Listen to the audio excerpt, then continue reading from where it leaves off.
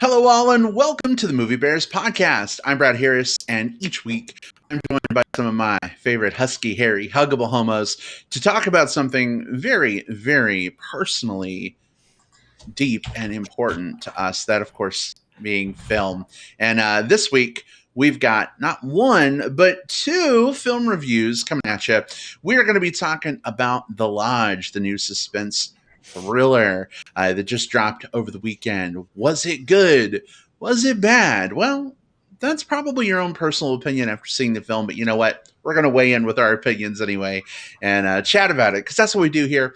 We're also going to talk about a film that was on offer from the recent South by Southwest Film Festival 2020 on Amazon Prime, and that film is Selfie, a foreign film, and even though it's subtitled, it's kind of like a blend of like Black Mirror meets dark comedy, kind of sort of. It was interesting to watch a South by film, not at South by, but so glad we got a chance to do that. We're going to talk about all that and more here in just moments. But real quick, let me introduce you to my wonderful co-host, because literally I couldn't do the show without him. It'd be boring as hell just listening to me gab for an hour. Jim Pugliafico is with us here in the show. Hey, sweetheart, from 25 feet away. How are you? I'm here. Doing fine. Thank you for the fine introduction. Just back from a little bit of a social distancing vacation. But somehow Mondays always seem like it feels like a Monday when on a Tuesday because we had a long weekend. But we got to see some movies, including the ones we're going to talk about here today, and a few other things. So I'm looking forward to this discussion and just hanging out with you guys. Definitely glad to be hanging out and having some great discussions as well. Welcome, Jim. Will Lindis is here with us as well. Will, how are you? Hey there, all you cool cats and kittens. Wait, we're not doing that anymore, right? No, that's not the yeah. That was 2 weeks ago. Will, that was like early quarantine, and we're definitely currently in also still early quarantine. So like, no, who knows? Yeah, no, it's good to be here. It's good to be here. Last week we had off, which was actually kind of nice. It gave a chance to sort of like catch up on a few other things, play a little bit of video gaming, got to do a little bit more on my Animal Crossing island, all fun things. But it's definitely good to be back here with not one, but two movies to talk about with you boys. Yes, definitely a good time. And I've been enjoying Animal Crossing as well on an island, but it was our anniversary over the weekend, and we had to get to an island of our own. So we were able to just kind of get out, go do something else. You know, obviously not go to the actual movies or anything, but it was nice to get out of the house and, watch movies in a different location. We rented a cabin, and VRBO is the company we went through, and they now require like the most deepest, intensive disinfecting and cleaning. So thank goodness for that, because I was going a little crazy here. But anyway, just wanted to give a shout out. Looks like we got a couple folks who've joined us so far in the live chat. Hey, welcome. Glad to have you with us. Should be a fun discussion on this week's show. Guys, this is episode 365 of the Movie Bears podcast. So what you're telling me is that if someone were to start listening to the Movie Bears podcast today, and they were to listen to one episode every day, they would be done. They would be caught up by this time next year. There's a full year's worth of content. One episode a day, 365 days. That is a whole year of MBP. Mm-hmm. Wouldn't that be cool? We could definitely benefit from somebody doing that, because we could go through and like have them like make notes about things so that we can like harvest different portions of that. Like maybe send us their like highlights of every episode, right? We can just string them all together and have like a greatest hits show or something. I don't know. Well, I love the idea of us finding this person who's able to give us about an hour and a half of listening time, plus another hour and a half of like archiving and emailing and clipping time every day for the next year. We need to find that person and get them on the payroll that fits exactly my budget, which is oh shit, what the Nothing. where did it go? Here's Oh no. here's something interesting for you. I just did a little quick math. So 365 episodes. We usually average somewhere around an hour and 15 minutes, although some episodes are longer, but that's just where I cut it. If you do all the math, it works out to 19 days and a quarter day. 19 and a quarter days it would take someone to listen to every episode. That's if they didn't sleep or eat. Or Right. Yeah. 19 and a quarter days straight through. If you can do that, man, I'm impressed. So what we need to do is before the next milestone, like people like before Star Wars, they're like, oh, my movie theater is doing a special thing where we're going to start at episode 1 and we're going to marathon every one before episode 9, watch them all. So we need to find someone who's got basically 19 and a quarter days free right before our next year anniversary and just have them, marathon everything. I don't think there's anything unethical about asking someone to go for 3 weeks without sleep. I'm sure it will be perfectly fine. My lawyers are saying, hold on. I'm getting okay. I'm being told this is a bad idea, guys. Oh, goodness. Well, I'm just excited to add another hour and 15 minutes of time to that 19 and a quarter days. We've got a lot to talk about on the show this week, and I can't think of two better people to talk about it all with. So I'm jazzed that we're here. I'm jazzed to jump into our conversation. We're going to be starting with The Lodge, the new suspense thriller that jumped into streaming platforms over the weekend. Kind of a scary movie? Question mark. Was it successful in being suspenseful and scary? Interested to hear your guys' thoughts. And then, of course, we'll talk about Selfie from the South by Southwest 2020 Film Festival collection on Amazon Prime following that. So if you're listening live right now and you're like, I'm here for the South by discussion, well, we'll get there in about 25 minutes.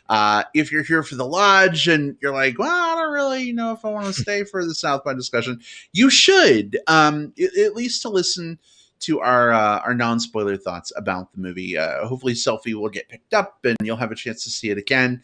I know that the South by collection was only available from April 27th to May 6th, I believe. So Selfie isn't available anymore. But hopefully it'll be coming your way soon. We love South by Southwest film on this show. And man, we're so bummed we didn't get to go this year because the festival didn't happen, at least in person. Hopefully next year will be a bit of a different case. But all that said, guys, tons to talk about. Are you ready to begin? I say we go. Let's do it.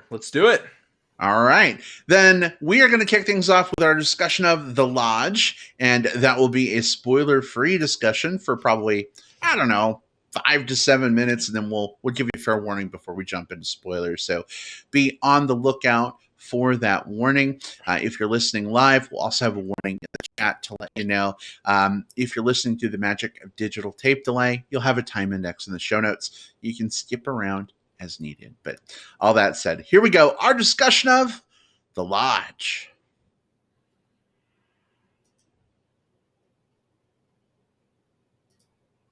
All right. So, Jim, if you wouldn't mind giving us a brief, non-spoilery setup on this film. What is it? What is it about? And then let us know, was this worth streaming while in quarantine isolation? Or is this maybe one that, could be skipped in your opinion? What do you think?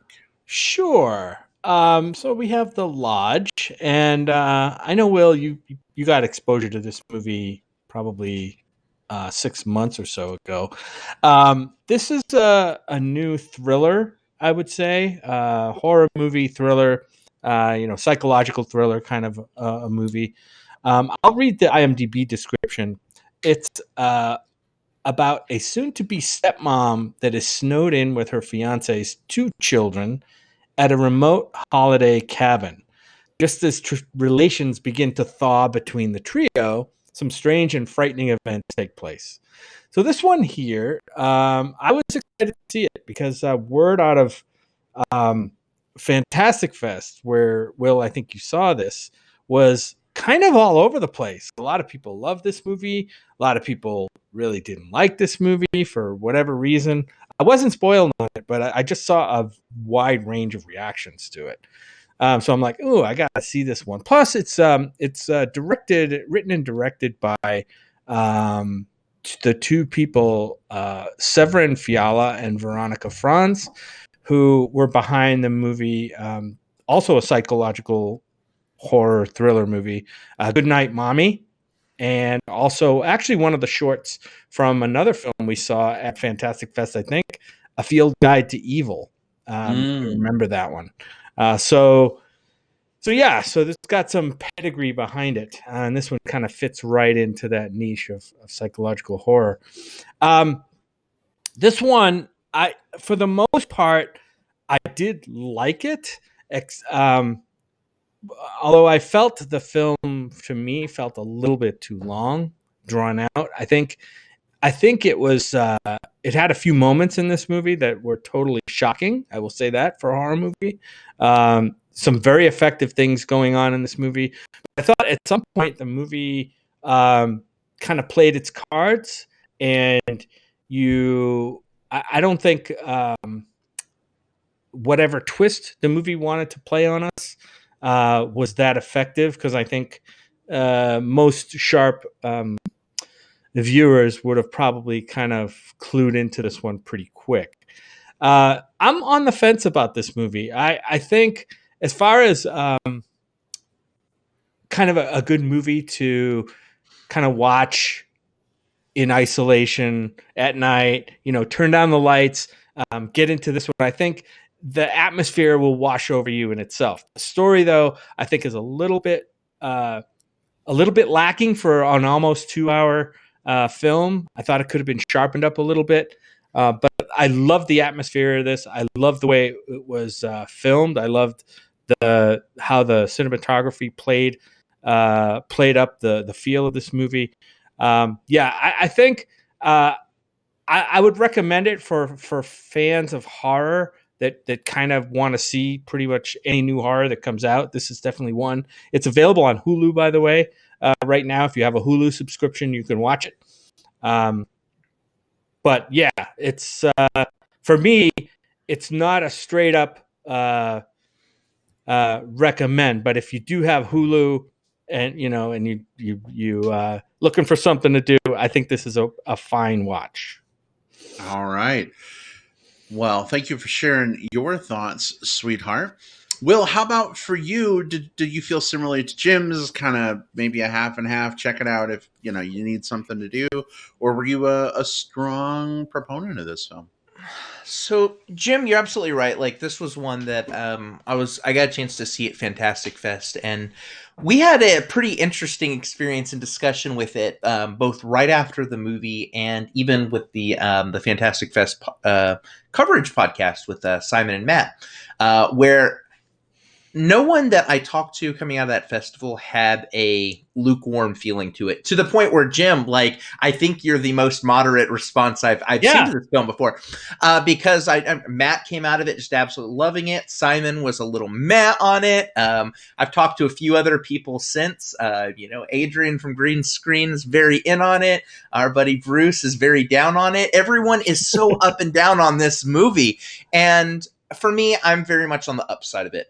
This movie was incredibly affecting and effective for me. And I will say that there is one big caveat of it, is that I did get a chance to see it in a big screen with like the sound and all of that. And it's not like a blockbuster film, but I think that those types of atmospheric films do have a different feeling when you're in that type of jarring setting versus hanging out with your pets on the couch. So caveat, disclaimer. But for me, I walked out of the theater and was just had shivers in my spine. And I had to just sit down for 10, 15 minutes and just get my shit back together afterwards before I could do anything else. It got under my skin that much. I think part of that is this is a very bleak film. This is an unrelentingly bleak film. Some of that is the atmosphere itself. Some of that is the setting. This is a very snowbound and enclosed and isolating film. So there's all of that. I enjoyed the performances quite a bit. Riley Keough is just one of those people who non-stop steps up to the plate. Whenever I see her in something nowadays, I'm usually enthralled.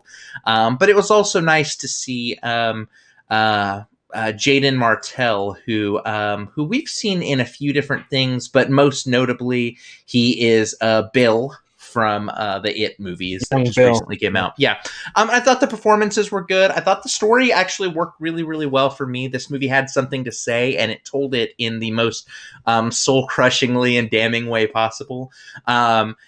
This was a movie that I think it did play its hand, tip its hand, but I think at the same time it did leave itself enough outs to where you could be along for the ride and have an enjoyable experience. That said, am I going to say that this is a film that everyone needs to rush out and see? Absolutely not, because my personal experience with it has been that it is incredibly polarizing. So I think that this is the type of film that if the things that I just said to you appeal to you, if you are in the mood for something bleak, I think you go for this. I think you watch it. I think it's gonna be a home run. At the same time, is May of 2020 the right time for everybody to just like absorb the most bleak material possible? Probably not. And if that type of material is not going to be what appeals to you or is even healthy for you right now, then just these are the things that you should know about that are on the box before you sit down and watch it. But for me, it was a home run. All right, excellent. So we have kind of a middle of the road vote. We have a very like upper tier, high, awesome vote, and then I guess for me coming in, I guess I'd be the lower tier on the bottom vote for this movie. Everyone's different. We all have different proclivities. We watched this movie in the dark, in a cabin up in northern Arizona, in isolation. You'd think that would I don't know, put me in a really great mood to see this movie, and enhance some things that the movie was trying to do. But I found this movie pretty middling and pretty boring in a lot of places. And I think the problem, Jim, you kind of hit on this in your commentary, and I know we'll talk more about it in spoilers. The film sort of has this mechanic that it uses with a prop that gives certain aspects about the film completely away. And I think if that didn't exist, I think if that wasn't a mechanic of the film, I think I'd have been entertained way more, and it would have been way more of a head scratcher, like what the fuck. But because of that, I just ended up kind of being like, well, yeah, duh, it kind of telegraphed that a lot. And I'm one of those casual moviegoers that I often don't pick up on the subtle seeds being dropped necessarily. And then, Sixth Sense, spoilers for the Sixth Sense, the twist at the end, I'm like, oh my God, mind blown, but this one, I don't know. I'm interested to talk about that aspect with you guys because I felt like it kind of hurt the movie in my opinion. That said, I did enjoy Riley Keough's performance a great deal. The precocious kids, not so much. I wanted to shove the little girl in a closet with no food for 3 days and then let her out when she was good. That's the character though. That's not the actress's fault. But I mean, if you're looking for something to watch, there's not a lot of whole new stuff to watch right now. So, why not watch this? If you like suspense movies, if you like, the Shining meets, I don't know, every other suspense movie in the universe, then this could work for you. But I would say this, if you have a movie list as long as your arm, like a lot of people, I do, Jim will, this may not be the one, to pole vault Animal Crossing reference right to the top of your list. You could probably get to this, later on at some point. So, yeah, I guess I'm on the lower end. It's not a terrible movie. It's not like I hate it or anything, but it just didn't do a lot for me. Yeah, and this film did a few things. It was very reminiscent of other recent films. that kind of popped into my mind as I was watching it, mostly based on the style and some visual references that were scattered throughout this movie.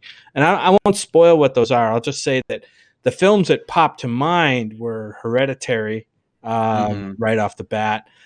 Maybe a little bit of The Witch, although I think this film does not stand up to the caliber of either of those films, The Witch or Hereditary. I think it tries to evoke the same feelings, and Brad will talk about kind of a device that this film used that normally works very well, but when it becomes very obvious what's happening, it kind of pulls you out of the movie because it's a bit overused, and it's like, oh, okay, they're doing that thing again.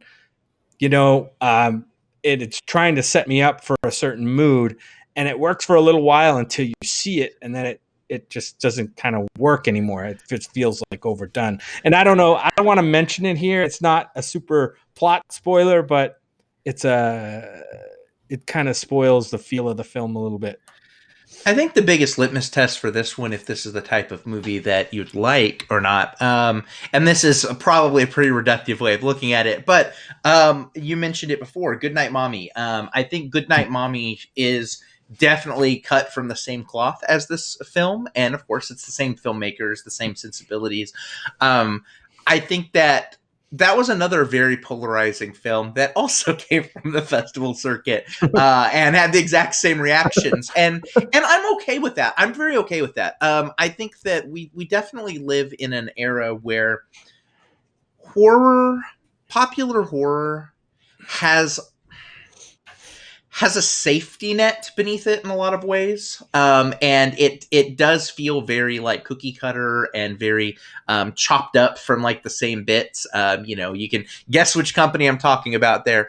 But I love that there is horror out there that is willing to like piss some people off at the expense of making other people, like having like strong impact on other people. I would take a divisive movie that, flip a coin. Maybe I loved it, maybe I hated it, all day over just some of like the safe stuff that especially bogged down like kind of like the early 2010s of horror. I do think we're in a much better stage now, kind of like post, some of those films you just mentioned. Sure. Yeah, absolutely. Well, I think at this point, it's hard to keep talking around things without, accidentally stepping in them and spoiling. So if you guys are down and ready to go, let's go ahead and make that jump to spoilers so we can talk about this with gusto. What do you think? Yeah, let's go. Step in it. All right, excellent. So we're going to go ahead and open things up to spoilers. If you're in the live chat, Will's putting a little warning for you in the chat right now. Thanks for doing that, Will. If you are listening through the magic of digital tape delay, you've got the handy-dandy time index in the show notes. Feel free to skip ahead to our South by /selfie discussion. You're not going to want to miss that. I'm assuming an awful lot there. I hope you don't want to miss that. But spoilers for The Lodge are officially fair game. Here we go. Jim, did you want to kind of describe that device? Because you were the first one to bring it up. Maybe you can kind of talk about it. Oh, yeah. Well, I mean, to me, it was just really more of a cinematic device. It's a slow push-in. Like, it's a very slow, like almost imperceptible, but you can tell just pushing in on every shot, whether it's a long hallway, a set of stairs, whatever. It's just slowly pushing in the whole shot. Maybe not a lot is happening, narratively or with the characters, but it's just a visual shot that keeps pushing in, kind of making you anticipate that something is happening, and it builds the suspense and it makes tension, which is fine. And that's a certainly valid and very effective way of doing it until you see it and you're like, okay, every shot they seem to be pushing in, and is anything really going to happen? So that was that. It was just noticeable to the point where I thought it maybe could have been used less and then been more effective when they did use it. I don't know.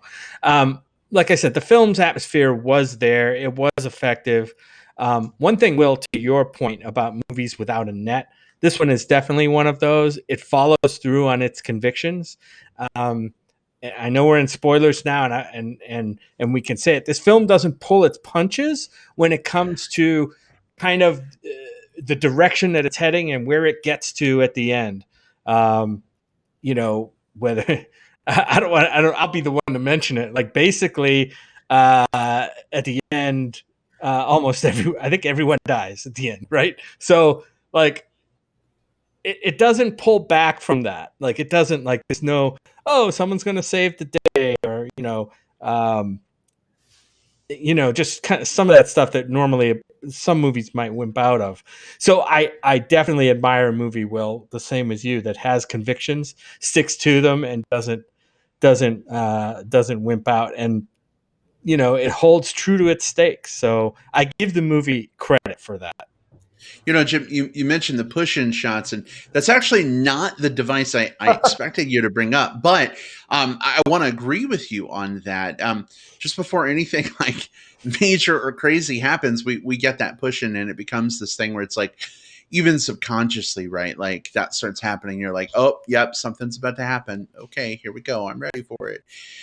The thing that stood out to me that kind of tipped the movie's hat and gave some things away was this mechanic of the dollhouse. They would show us, in miniature, recreated dollhouse version of that cabin or lodge, I guess, as it would be called.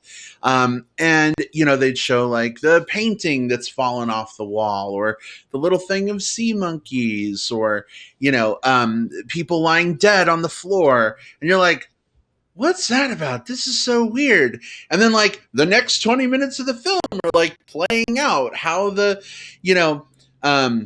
stuff in the dollhouse ended up being, reality. And so you very quickly figure out that like everything that's happening that we see in the dollhouse is about to unfold and happen in the actual house. And they do withhold some of that with regards to maybe the, the dad getting killed at the end, but it got to the point where it's like, oh, right, they just showed me stuff happening in the dollhouse.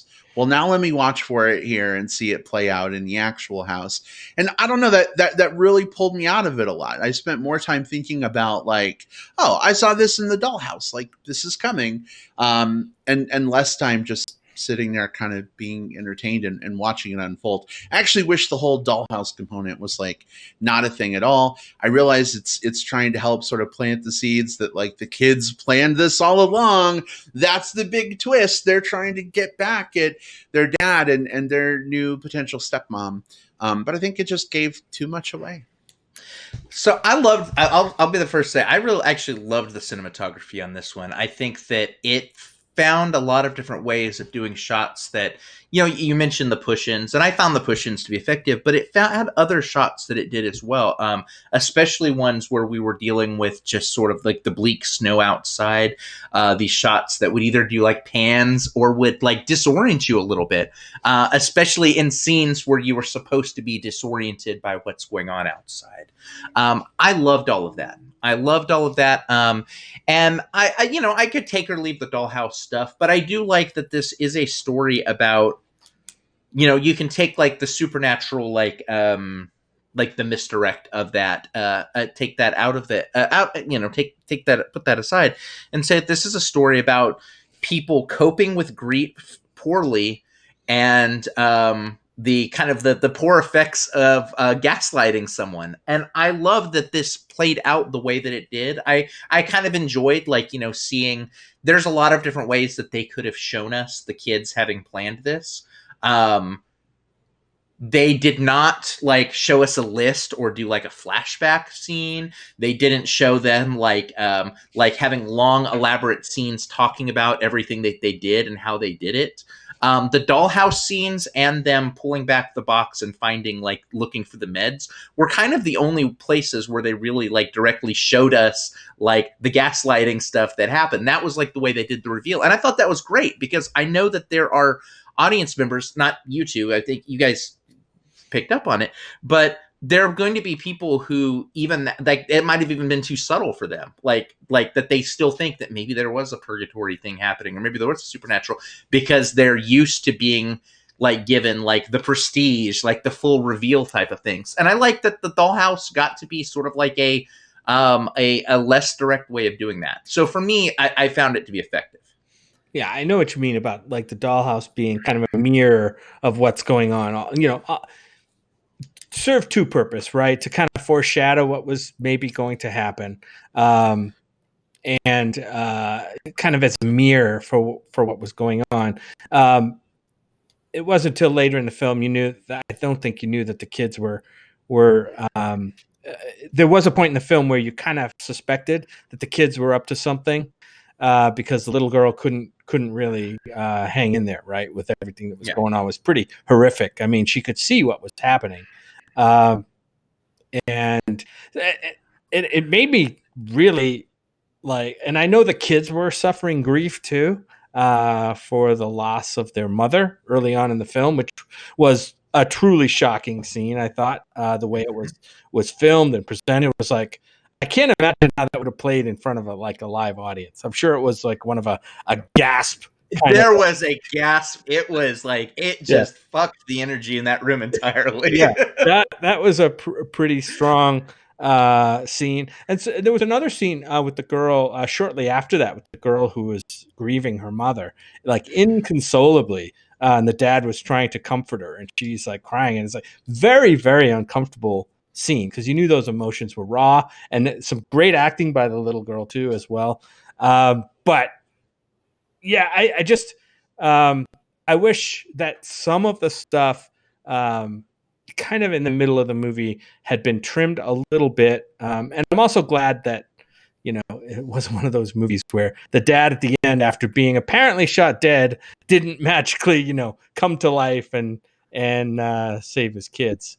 That did not happen, thankfully. But my favorite scene in the movie was, and it was a very small scene, but it was just like, I felt like it captured grief just so magically and so tragically at the same time. And it's right after Alicia Silverstone, which also surprised me. What's Alicia Silverstone doing in this? Oh, apparently killing herself. She's just apparently there to die. But right after her funeral, and they're getting ready to do a balloon release, and the girl has this doll that sort of like represents her mother, and that's like, becomes like her best friend, and like, it's like she plays with this doll because it's, it's the thing that reminds her of her mother. Well, at the funeral, they do a balloon release, and she ties the doll to a balloon and tries to release the balloon, and balloons don't work that way. And it goes like, it just drifts back down, and she just kind of grabs it and clutches it, and the balloon goes away. And there was just something just so pathetic. And I don't mean like, not like a slam on the girl or anything like that, but just like sometimes grief is like sloppy and pathetic. And I liked that a lot. Well, I know this is another one. I know at Fantastic Fest, one of the things that's kind of unfortunately popular to do is count how many dog deaths there are. And you knew this dog pretty early was kind of doomed from the get-go. When it turned up missing, you knew that was going to happen, and that's unfortunate. That's always unfortunate when you see it in a movie. But again, this is a bleak movie, and I think that it would have felt off if, sometimes the movie happens where like everything happens, and then there's just like a spot of just like, oh, but the dog made it out alive. And I love that in movies, like in certain movies, but it would have felt very disingenuous specifically here. Yeah. Yeah, definitely heartbreaking to see the frozen dead, stiff-bodied dog lying in the dog bed when the dad gets to the lodge, right? That was hard. That was hard to see. Yeah. Especially like, Jim's gonna laugh, but like growing up in farm country, as I did, I mean, I have had to help dispose of animals who, were frozen and dead outside. It happens. Like, that's a natural part of living in farm country. And so that was really hard for me because like, it wasn't a dead dog, but like I've lifted a dead frozen bunny rabbit, and had to try and bury that in ground that's completely frozen. And Anyway, I'm getting unsettled thinking about it, but the movie definitely did a good job of kind of evoking, that bleakness. So, Will, you had mentioned earlier, if you really like bleakness or you're in the mood to have your soul crushed, I think The Lodge is probably a pretty Everyone good fit for dies. that. Indeed. Indeed. Well, guys, we have another movie to discuss, and I'm sure we're going to want to talk a little bit about South by Southwest Film as well. And they're partnering with Amazon Prime. So, what do you think? Are you guys ready to make that transition, make that jump? Yeah. Let's go to take something a selfie. maybe less bleak. I don't know. We'll see. All right. Well, we're going to go ahead then and switch things up a little bit and move on to our discussion of South by Southwest Film 2020's Selfie.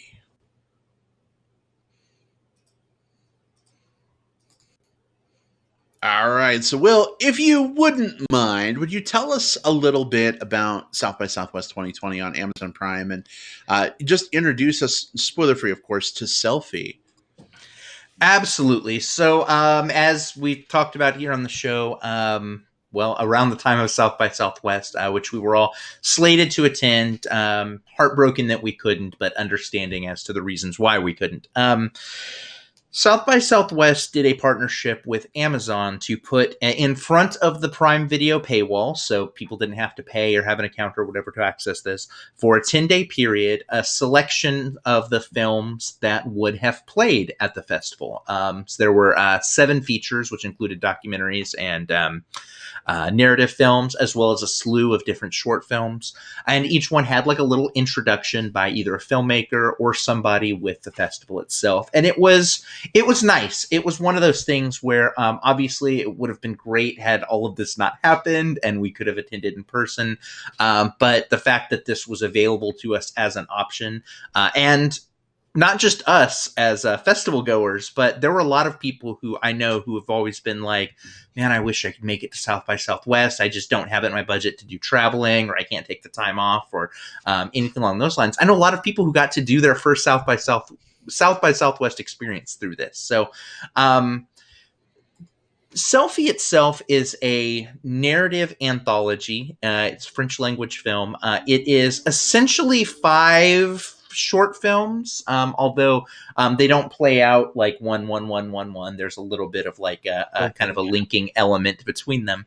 And the read on this goes, in a world where digital technology has invaded our lives, some of us end up cracking. Addict or technophobe, with family or at school, at work or in love. Selfie tells the comic and wild destinies of Homo numericus on the verge of a nervous breakdown. In other words, it's sort of like Black Mirror, and that's the thing that we're going to be using a lot, and that's probably both a reason why some people would have seen this, and it might also be a disservice to Selfie itself, because it sets a set of like expectations, and it basically it means that whenever it's going to be viewed and discussed, it's going to be compared very directly to it. For me, as with any anthology, I think that it sometimes can be a mixed bag. There were parts of this that I absolutely loved and related to. There were parts that I could sort of take or leave. But by and large, I was very on the positive side on this, which is hard for anthologies. I've seen a lot of really, really bad anthologies over the years where like I liked like one of the segments and that kind of buoyed, and I think for the most part I found something I enjoyed about all of these. Each one focused on a different element of how technology invades our life, from dating apps to being doxxed, to what it's like to sort of like hunt for likes and subscriptions and all of that like digital affirmation that's out there. Some of the stories play out a little directly. Some of them play out with some really fun twists. But by and large, this was a fun watch for me.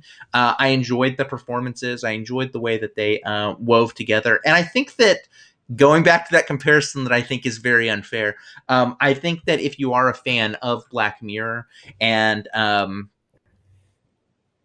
want sort of like a bite-sized version of it, well, this is essentially like 5 Black Mirror episodes sort of like merged into one super episode. So I think it's a fun little grab bag that I think a lot of people will be able to enjoy. So don't let the French language and the subtitles scare you off. This one's a lot of fun. Yeah, I didn't expect it to be a French subtitled movie, but it's funny because as I put it on, I'm like, oh, this is subtitle. And right up front, I'm going to say, like, I'm fine with subtitle. Some of my favorite movies are French subtitled movies or subtitled movies. It's just that one of those things like, oh, I didn't expect this to be. So basically, it's a look at, it's a cynical view, although it's not, I would say it's not as darkly satirical maybe as a lot of Black Mirror is.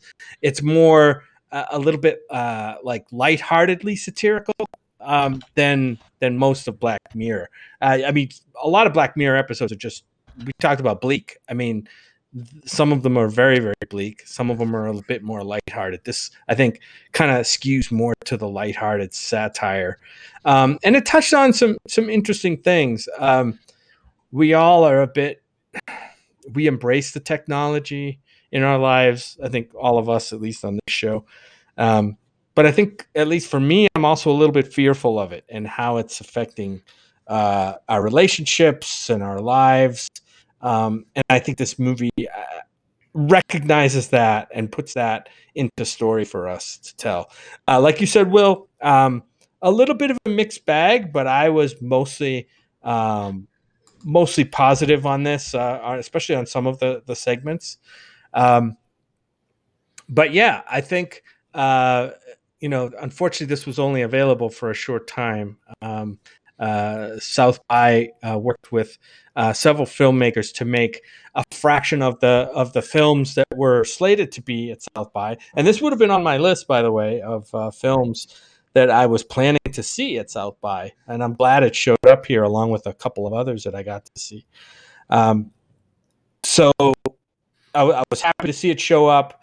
Glad to get to watch it. And I liked it. I liked what it had to say, and it kind of mirrored a lot of the thoughts that I have about participating in social media today. Yeah, it's definitely a film that kind of makes you examine your use of technology and maybe answer some hard questions about said use of that technology. I want to touch on real quick just the experience of watching this. Obviously, we were really excited, Will, to come stay with you and Wiggles and the pups and spend our week watching movies like it's our job.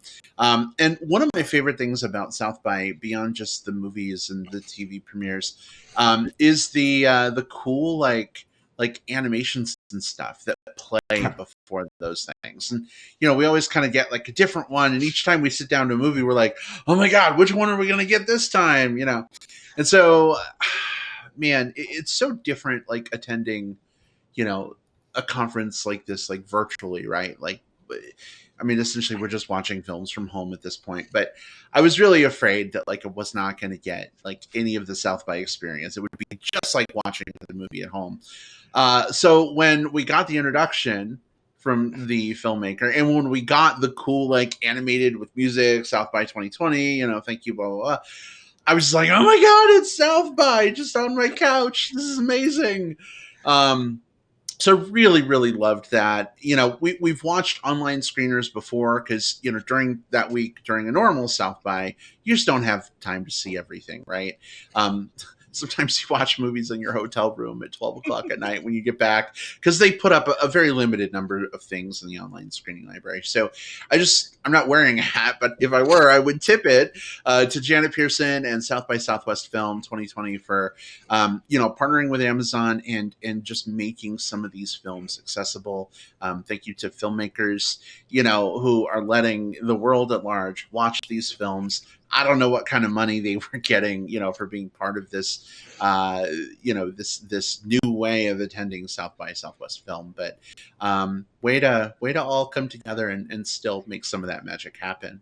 Yeah, not only did we get the kind of the animated bumper at the beginning, but we got one of the South by Southwest staffers, Jared Neese. Yes, Jared. Introducing the film for us, just like we were at a screening at South by Southwest when he would come up on the screen and say, "Hey guys," and get the audience pumped and say, Woo! "Hey, you're about to see this film, and here it is, and enjoy." And I thought that was a really cool touch by Southwest and being able to make it, present it in that way, kind of put their stamp on it. You know what I mean? And that really made it feel like, as best as we could, sitting in our living rooms or wherever, that we were attending a South by Southwest screening. So, and I'd only seen a total of, like, between the features and the shorts, maybe 7 things altogether. I did not get a chance to scratch deep, but of the 7 that I saw, every single one of them had a different opening. Like, I think they could have very easily just had a recording of one person saying, like, "This is the South by Southwest collection, enjoy." But instead, each one was very personalized. Whether it be like, Janet came out for one and was talking about, like, "This is why I'm watching this. This is why you're watching this one." Jared saying, "This is why this was selected." All of that made it feel like South by Southwest. It gave us that personalized touch and that experience that, granted, we're having to do this through a virtual lens, through the powers of the internet instead of in person, which is also very fitting with the theme of this movie. But it made it feel like home. Yeah, I agree. And, it's neat to see a film like this that is only available for a limited amount of time because it's part of this digital, online film festival. I think it made me, unlike other movies, sometimes, you watch a movie at home and you're just kind of like, "Oh, my phone just vibrated. Let me see what's up." Or, "Oh, I really have to pee. I'm just going to hit pause and go, do that." Exactly. Well, with this movie, because it was part of the South by experience, it was like, Professor McGonagall's like, "Wands away, phones away," and you really have that, like, focus on it. I will say the movie itself, I was not as wild about, I think, as you guys were. Probably 3/4 of it were like Wes Anderson made a dark, comedy / Black Mirror episode. And if you like Wes Anderson, that probably works really well for you. Or Wes Anderson films. I'm sure Wes Anderson is a lovely person. I'm typically not a fan of most of his films. We'll talk more in spoilers, but like the vignette at the end was one of the most, like, Wes Anderson-y things not by Wes Anderson I've ever seen in my whole life. But I want to talk in particular, and we can get more into this later, about the vignette about the sick kid and his parents, and like online YouTube stuff. It got me, like, rethinking, like, everything about my life in terms of, like, our podcast and social media and Twitter, and even though I didn't like the movie that much, I think if a movie can get you to examine your life and ask questions about your life and the ways that you think and feel and act, I think that's a win. So even though it wasn't the best movie in the world for me, thank you to Selfie for making me think and maybe be a less annoying human being when I can be out there and interact with people in the real world again. Maybe going to South by Southwest. Smash that like button. Smash it. Oh my gosh. Oh my God. I never want to hear those words again. And that's as someone who does a podcast. We rely on people, liking the show and supporting the show. So, I'm still asking myself some questions about social media, but kudos to Selfie and South by. And it's unfortunately, like, it's the world that we live in too. I think that a film like this, what I think works so well about it is its message was not like, throw away your phones and go and live in the woods. And I've seen that type of thing presented. Like, social media is just absolutely bad and you should never use it ever, once ever. And that can be a very unrealistic view of how the world works. It is the way that we connect to one another. It's the way that we connect to our places of employment, to our friends, to our family, to the brands that we interact with. And there is a lot of bad that's in there, but there's also some good in that. And I think that right now is absolutely an example of a lot of the good in it. Like, as someone who has like realistically, guys, like, you know, all cards on the table. I haven't been more than a block away from my house in 2 months.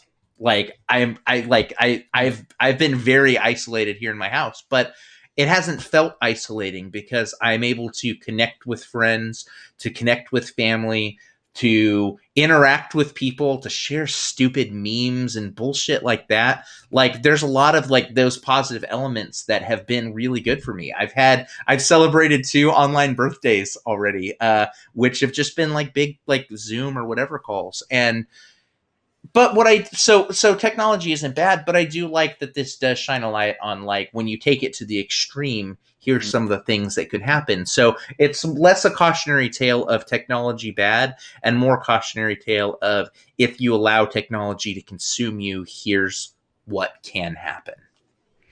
Yeah, and also, I mean, I like how with the 5 different vignettes, it approaches it from different sides, right?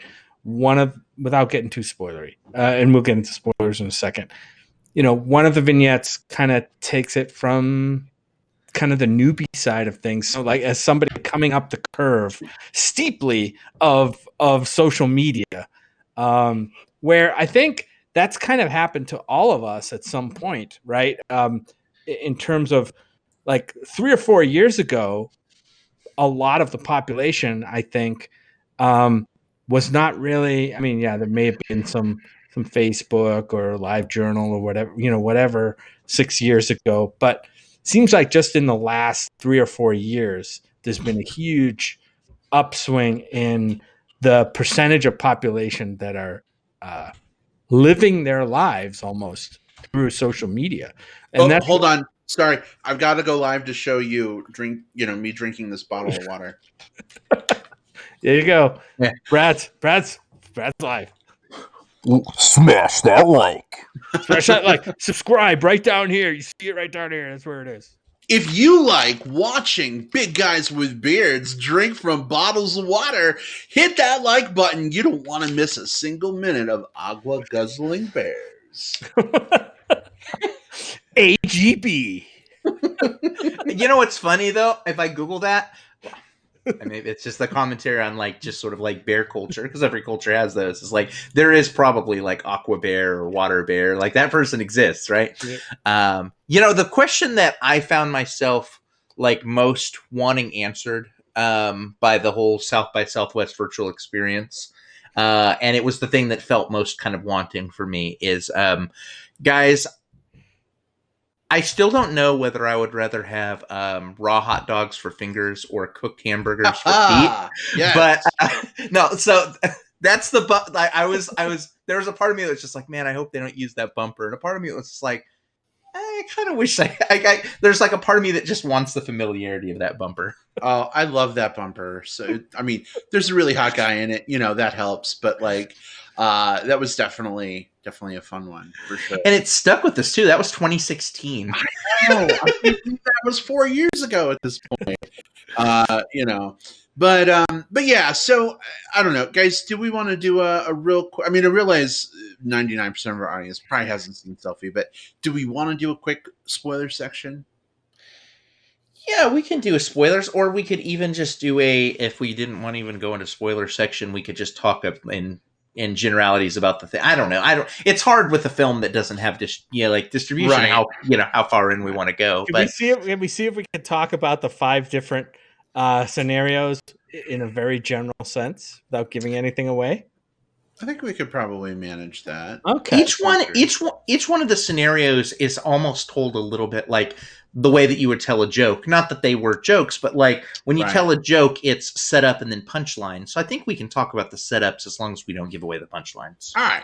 So the one that really stood out to me was the couple that has a sick kid dying of, I don't even remember what it was, and they're like living their life, you know, on YouTube, right? Like making videos of taking him to the doctor and getting the news, and you know, like vlogging about what kinds of meals can you make for a kid who has this, you know, and they live and they thrive off of the amount of like likes and views they get. And then when that setup, when the sick kid thing can't be taken advantage of anymore, and I'll leave it there and I won't say anything more spoilery than that. Well, now it's like they're struggling to feed their they're struggling to feed their addiction, right? For likes and views and people recognizing them and all the perks that you get for having a sick kid, you know, through Make-A-Wish or whatever. And it really woke inside me this like angry vitriol for people who fucking put videos out there like that.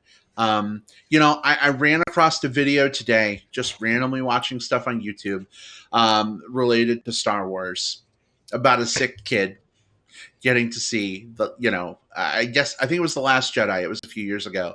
And his mom was like, you know, oh, he never got to see, you know, the final Star Wars movie because he died, you know, before that movie came out. And I just wish he'd lived a little bit longer. And like, I'm looking at the video and it's got like 200,000 likes.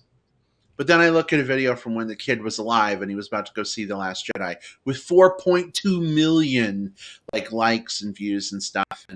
And I don't know. It sticks with me. Like it brings it back for me. Even thinking about our podcast, like I shared a link to the show earlier on Facebook when we were going live. And part of me was like, you fucking asshole. Nobody cares. Don't put this shit on social media. No one wants to listen to your stupid podcast. Are you just looking for attention? Are you looking for validation from people? And then I thought about it and I'm like, no, I really just want to talk about movies with Jim and Will. And I know other people like listening to the show, especially when the world is crazy and in quarantine. But I just wanted to say, I think that's such a boon for this film, even over a dark, you know, super bleak Black Mirror episode, right? Because like with Black Mirror, you're like, well, this is science fiction. It's obviously predicated like on future times and blah, blah, blah. But this hits so much closer to home because like it feels like it's something that's probably happening right now all over the place. Yeah, this is definitely like that, and that's the big differentiating factor. Like there is much less of a science fiction element here and much more of like a social satire. Like everyone in this is like if you just have like the satire / absurdity knob on them, like they're just turned up just a notch because they're supposed to reflect like the more extreme elements of the way that we interact with things.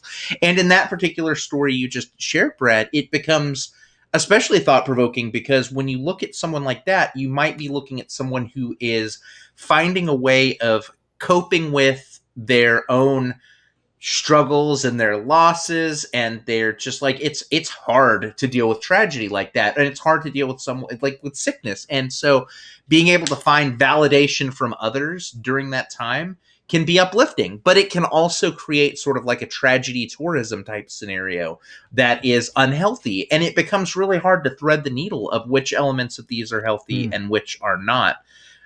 I think for me, the story that I liked the most was, I think it was the one that came right after that one. And it was The Teacher. The Teacher. Yeah. I really liked the one with the teacher. It was my favorite one. She's this, teacher who's sort of less connected to technology than like some of her students and some of her peers, and she gets a phone and she finds out about this new like kind of like vlogger YouTuber, like think about, you know, just like the extreme like smash that like button superstar type dude. You know, like just like the type of dude is just like, you know, like normally would make our eyes roll. And so she finds out about this guy and is just sort of turned off that he's become a role model for her students. So she creates an anonymous online, like it wasn't Twitter, but like the equivalent of Twitter account, and starts trolling him, but sort of like intellectually trolling him, just like, you know, using like literature quotes. Try reading a book. Yeah. And he responds back in like favorably.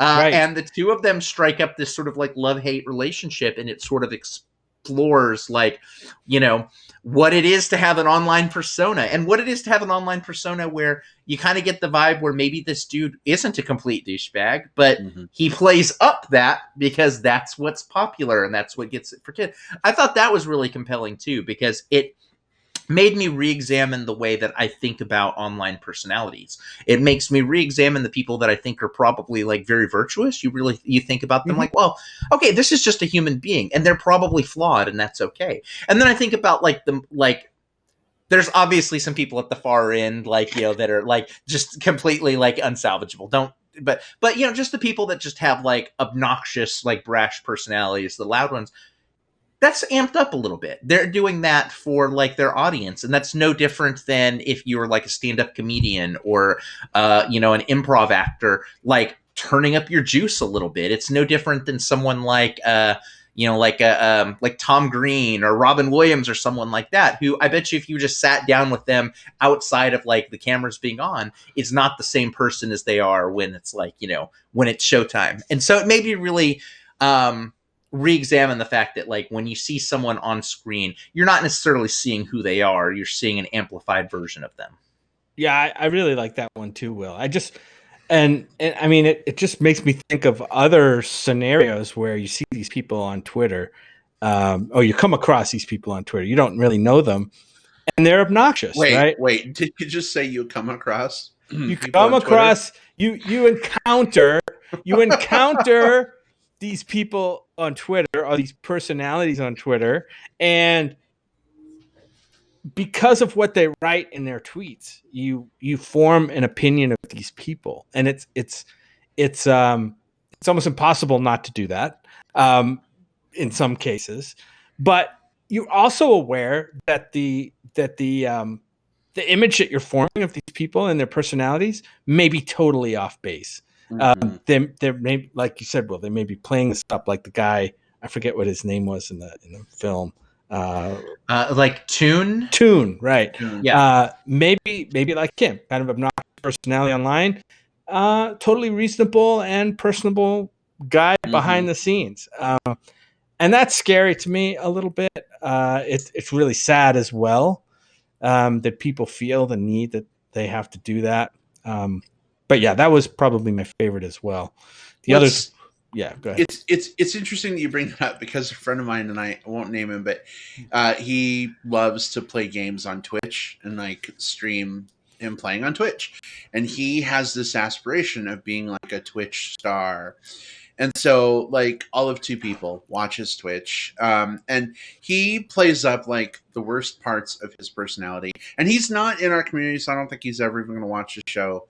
But it's just like, dude, I've known you since you were, 16. Like, the person that you pretend to be on Twitch playing video games is 98,000% not who you are in real life. Like, why don't you bring out all these other amazing qualities you have? When, you're intellectual, you're thoughtful, like, talk about the lore of a game while you're playing. Like, instead it's all like pretending to be fucking Rambo. Like, it's just teabagging and like, yeah.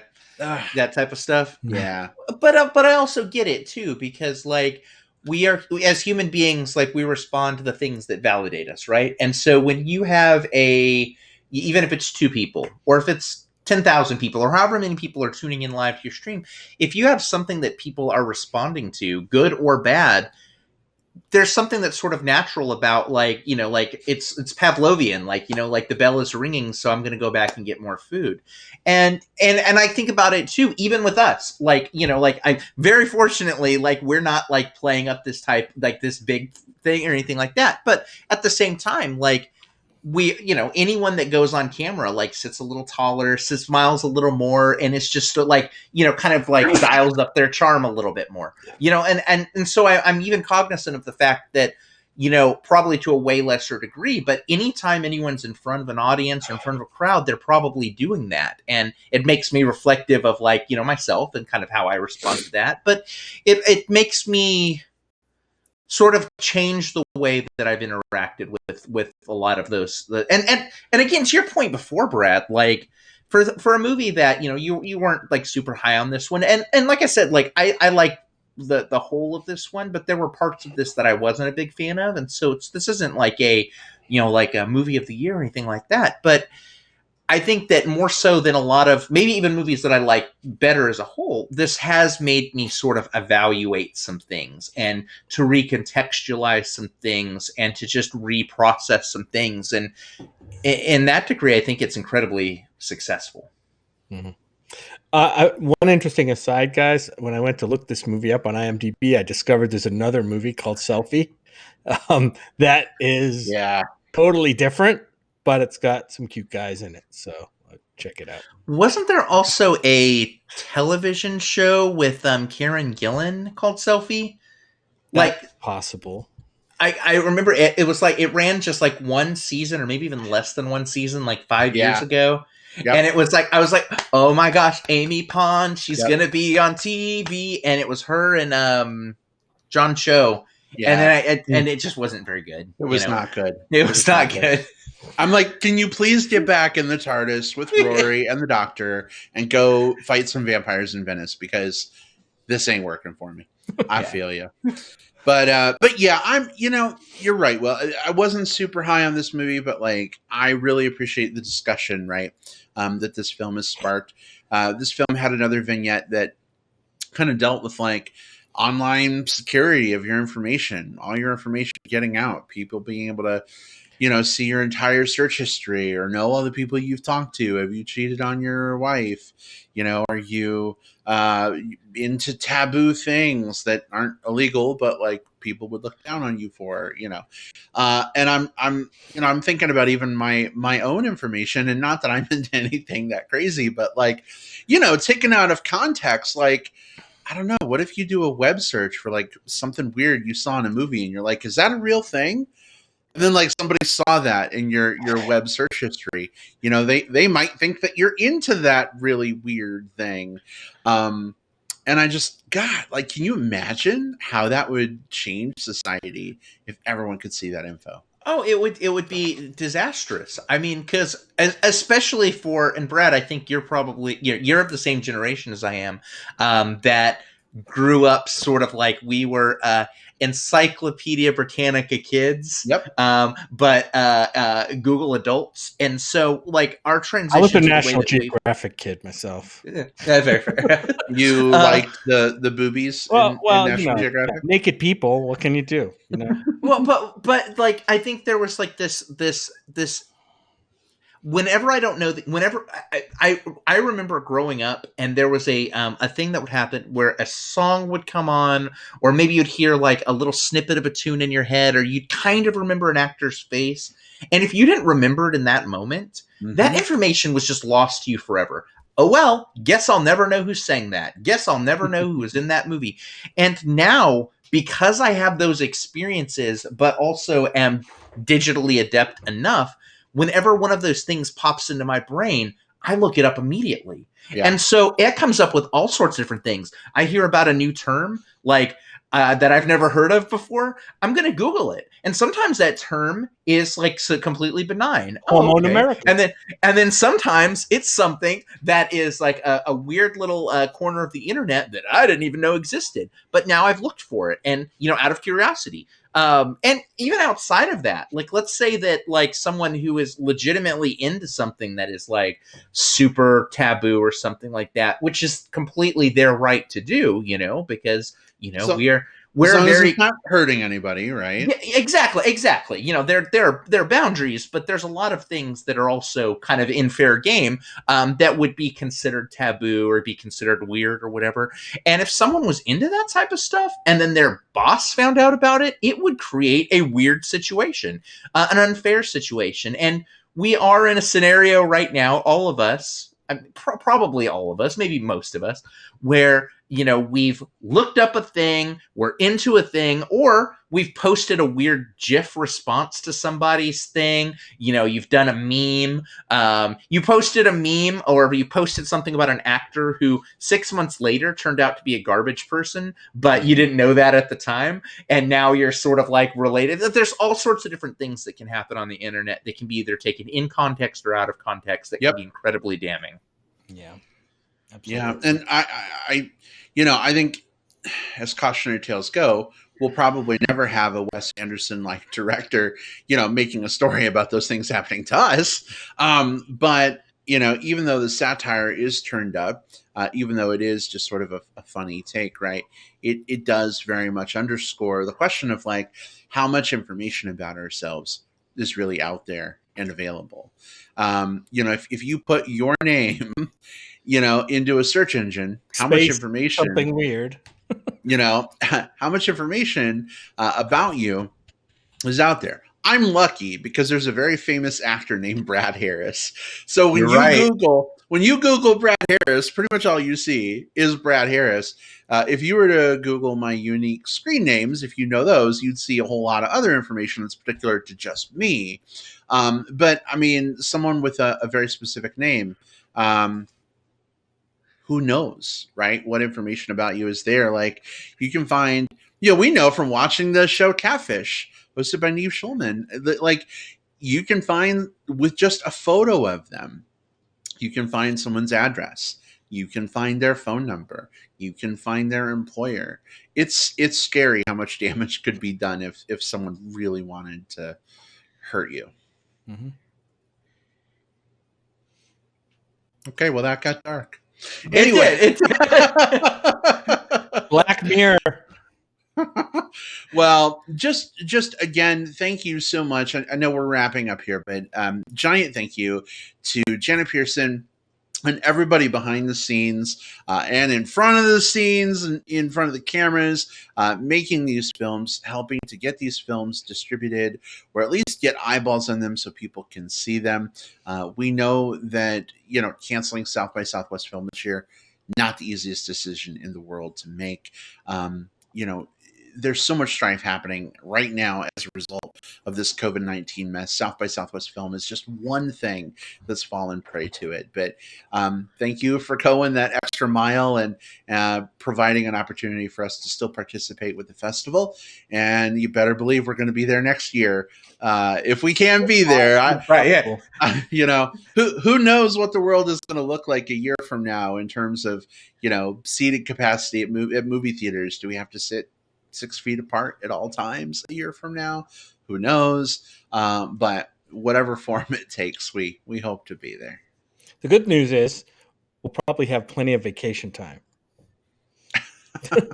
Oh, That's yeah, certainly true. I mean, we've had 3 vacations scheduled because we usually start taking vacations in April, May, June, that we haven't been able to do already, and we've got several more coming up that we're probably not going to be able to do. So people are less likely to take time off while they're at home. So that's going to be an issue for that's a whole nother situation. 75% of my vacation time goes towards 3 film festivals. So that's time I'm going to be spending on something else this year. And yeah, it's not just me. It's a lot of people. I also do I house the PTO for our entire company, and I've had so many people had to kind of call and cancel and say, hey, can't do this, can't do that, can't do that, because they just can't go anywhere and can't do anything. So it's tragic, but again, it's even with it being like in this scenario where we weren't able to get out and do the thing that we wanted to do, I'm very thankful that we got to at least have a version of it. Felt like it felt like I didn't completely lose my, from a very selfish perspective, I didn't completely lose my South by Southwest this year. I at least got a version of it.